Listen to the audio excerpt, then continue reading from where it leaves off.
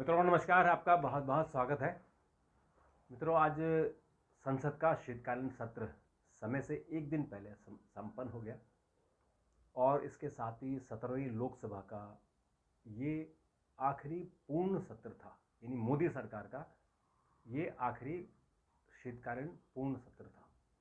अब जो सरकार बनेगी 2024 में, उसका पहला सत्र जुलाई से होगा। ये जो आखिरी पूर्ण सत्र में इसलिए कह रहा हूँ कि इसके बाद एक बजट सत्र होगा, लेकिन वो बजट सत्र पूर्ण नहीं होता है। उसमें केवल लेखानुदान पास किया जाता है, 3 महीने के लिए बजट पास किया जाता है।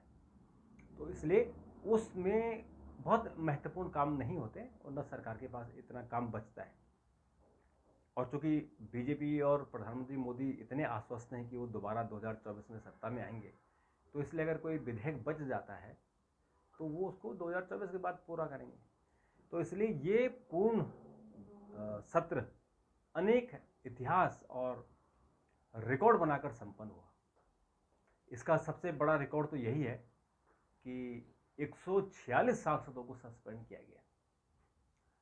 इतिहास में 1989 में राजीव गांधी ने 63 सांसदों को सस्पेंड कराया था और अब प्रधानमंत्री मोदी के कार्यकाल में 146, जिसमें से 100 लोकसभा में और 46 राज्यसभा के सांसद सस्पेंड हुए। और इसको लेकर 13 दिसंबर के बाद, जो 13 दिसंबर को एक दुखद घटना हुई थी, भारतीय संसद में एक सुरक्षा में बहुत भारी चूक हुई थी। 2 युवक लोकसभा में कूद गए थे, उन्होंने वहां धुआं छोड़ा, वो खतरनाक था। तो उस पर प्रधानमंत्री और गृह मंत्री की बयान को लेकर विपक्ष ने आंदोलन किया, नारेबाजी की, तख्तियां लेकर आए और उस पर सरकार ने उनको एक एक करके सस्पेंड करना शुरू किया। और आज आखिरी दिन, आज भी कांग्रेस के 3 सांसद निलंबित किए गए। यानी 14 दिसंबर का सिलसिला शुरू हुआ और ये आज आखिरी दिन 21 दिसंबर तक चला। हालांकि ये 22 दिसंबर तक सत्र चलना था, पर चूंकि सरकार के काम पूरे हो गए, अब काम नहीं बचा हुआ था, तो इसलिए आज इसको सैनिटाइज कर दिया गया। लोकसभा और राज्यसभा ने इस सत्र में और भी इतिहास रचे।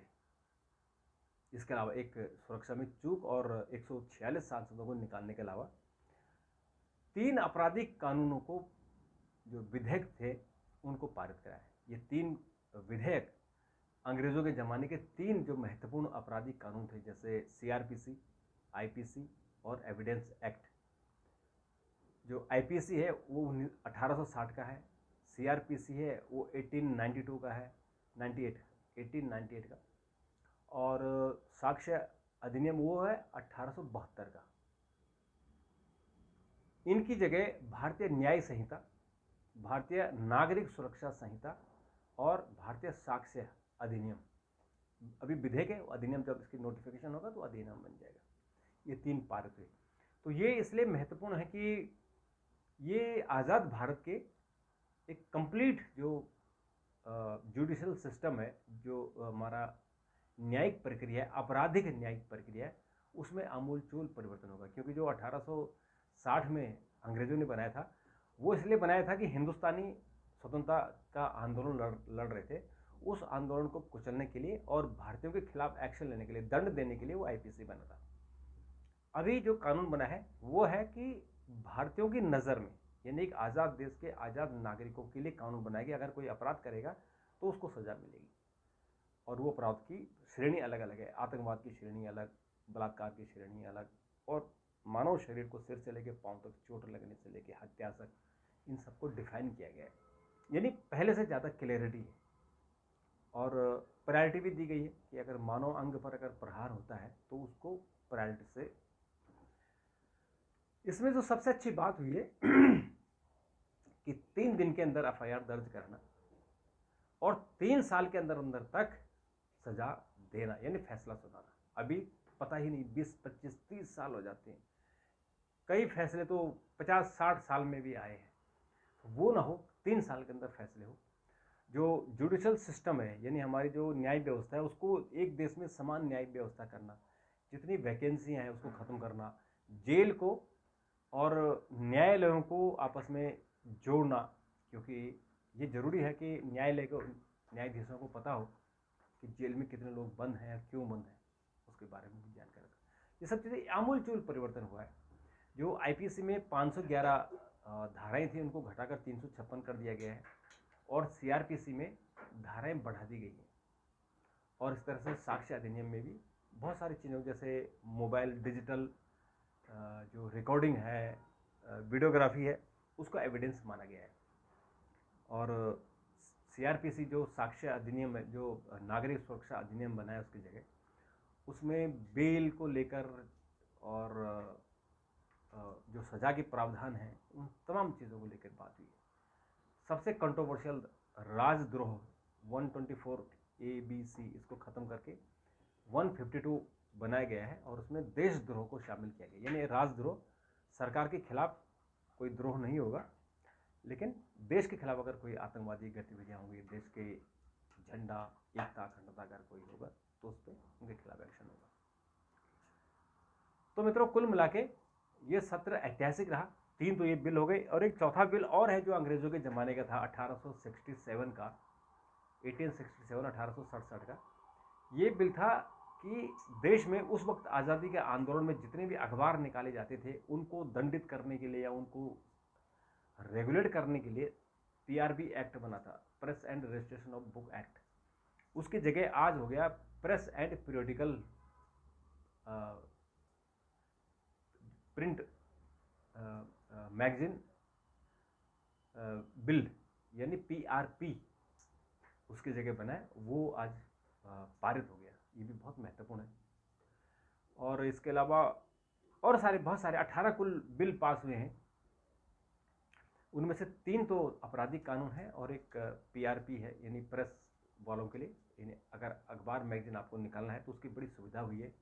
3 महीने के अंदर आपको रजिस्ट्रेशन मिल जाएगा, ऑनलाइन आप कर सकते हैं। DM और जो आप SCP के यहाँ एप्लीकेशन डालते थे, अब उसकी ज़रूरत नहीं है, आप सीधे ऑनलाइन कर सकते हैं और सीधे RNI को एप्लीकेशन डाल सकते हैं। तो ये महत्वपूर्ण था। लेकिन इस सत्र में विपक्षी दलों ने 13 दिसंबर के बाद खूब हंगामा किया, और उसके कारण लोकसभा में 27 घंटे व्यवधान हुआ, और राज्यसभा में 22 घंटे व्यवधान हुआ। अगर ये व्यवधान नहीं होता तो इसमें और कम हो सकता था, और इसके कारण जैसे मैंने कहा कि 146 MP को सस्पेंड किया गया। तो सस्पेंशन उनके इसी कारण हुआ कि वो व्यवधान डाल लेते। तो मित्रों, ये संसद की बात हो गई। अब इसमें विपक्ष इसका इशू बना रहा है कि एक तो जगदीप धनखड़ जो हमारे उपराष्ट्रपति हैं और सभापति हैं राज्यसभा के, उनकी मिमिक्री यानी उनकी नकल उतारी गई थी, और उस नकल को बीजेपी ने और खुद धनखड़ साहब ने उसको अपनी जाति यानी जाट और किसान से जोड़ दिया। उन्होंने कहा कि किसानों का और जाट का ये अपमान किया गया है। इशू बनाने की कोशिश की। उसमें राष्ट्रपति ने, प्रधानमंत्री ने, लोकसभा अध्यक्ष ने इसको ट्वीट करके उन्होंने सहानुभूति व्यक्त की, और बीजेपी ने उसमें 2 दिन उस पर प्रदर्शन किया, यानी कांग्रेस के खिलाफ प्रदर्शन किया, TMC के खिलाफ प्रदर्शन किया। और संसद से बाहर निकाले जाने पर कांग्रेस ने और विपक्षी दलों ने रैलियां की, और उसमें आरोप लगाया कि हमारा जो लोकतांत्रिक प्रक्रिया है, हमारा लोकतंत्र को कमज़ोर करने की कोशिश की जा रही है, डिक्टेटरशिप लागू किया जा रहा है। इस तरह की बातें हुई हैं।